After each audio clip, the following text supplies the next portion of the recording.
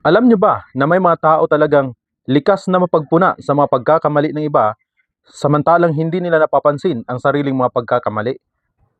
Sa psychology, tinatawag itong projection bias at kilala rin sa tawag na cognitive bias.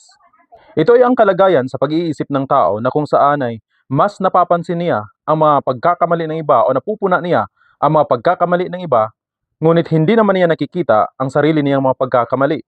Sa banal na kasulatan ay hindi po ito maganda sapagkat naghahayag po ito ng pagkukunwari. Ayon sa banal na kasulatan, bakit mo tinitignan ang puwing sa mata ng iyong kapwa samantalang hindi mo nakikita ang tahilan sa iyong sariling mata? O paanong sasabihin mo sa iyong kapatid na hayaan mong aalisin ko ang puwing sa iyong mata at narito ang tahilan sa sarili mong mata? Ikaw na mapagpaimbabaw, alisin mo muna ang tahilan sa iyong sariling mata at kung magkagayoy magiging malinaw ang pag-alis mo ng puwing sa mata ng iyong kapatid. Sa makatuwid, hindi naman po masama na ating punain ang mga pagkakamali ng ating kapatid o ng ating kapwa.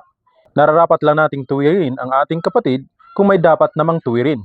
Ang pagpupuna o pagtutuwid sa mga pagkakamali ng iba ay isa ring tanda ng ating pagmamahal sa kanila. Ngunit huwag po nating kalimutan na siyasatin muna ang ating sarili at tuwirin ang sarili nating mga pagkakamali upang maging mas makabuluhan ang ating pagtutuwid at pagsasaway sa iba.